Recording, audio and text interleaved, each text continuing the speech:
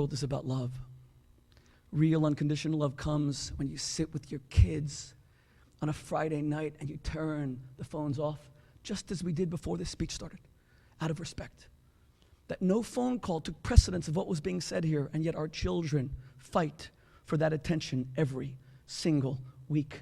Do you know why? I'm a reality television host. I take great pride in saying that, obviously.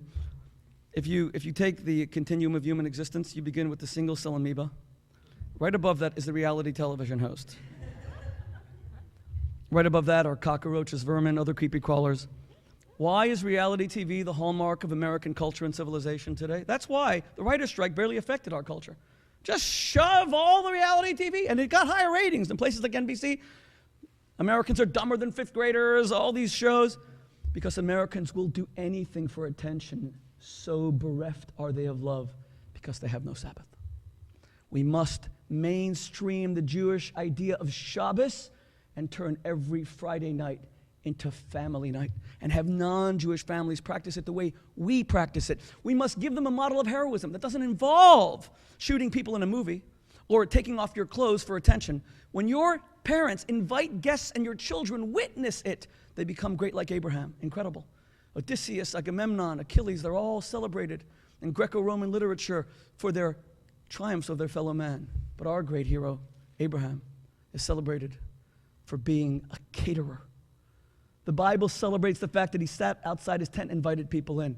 He had no need to master his fellow man. He wasn't insecure. This competition echoes an earlier competition that was won by Mordechai Kaplan with his monumental book, Judaism as a Civilization.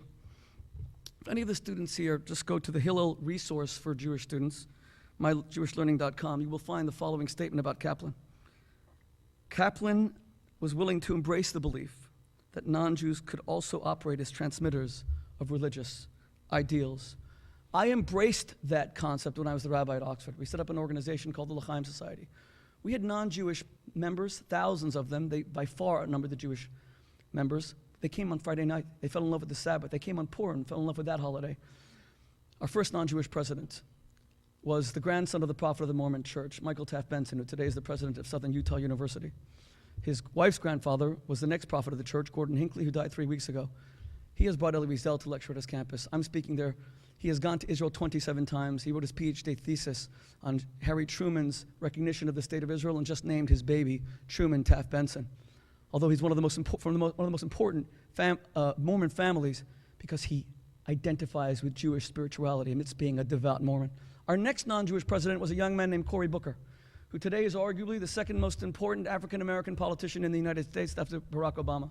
He is the nationally famous mayor of Newark, who was profiled in the cover of The New Yorker just last week.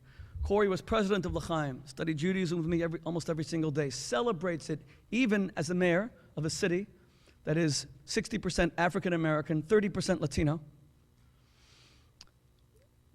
The feature about him last week makes great mention of his love for things Jewish.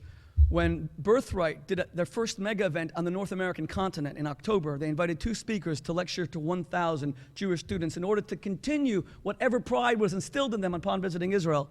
One was Senator Joseph Lieberman, the other was Cory Booker. He started his speech by saying, the Talmud says a man is recognized in 3 ways, bekiso, koso, kaaso, quoting the Talmud in its original Hebrew and Aramaic, flooring the Jewish students who could not do the same, and making them feel, my God, if the non-Jews so embrace our tradition, how could we have ignored it?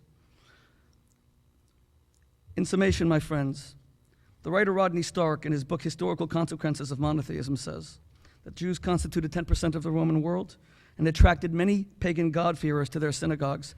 Back in Roman times, quote, Jews in general and the synagogue in particular were attractive even to non-Jews. The simplicity of Jewish theology, the many festivals exercised a certain fascination among the Greco-Roman world. Some made a full conversion to Judaism, but others remained in a kind of associate status, what Luke in Acts refers to as God-fearers, perhaps unwilling to take upon themselves the peculiarities of Judaism. Look what's happening in our time. Wendy Mogul's book, Blessings of a Skin Knee, has become the Bible of child rearing in America. Every page is based on the Talmud. It was featured as the cover of the New York Times Magazine. Kabbalah is being studied by celebrities who find redemption in Jewish spirituality. Matisyahu is bringing Jewish lyrics from the Bible to a mainstream audience. When I was in Utah, everyone's asking me, do you know Matisyahu? I said, we just look alike.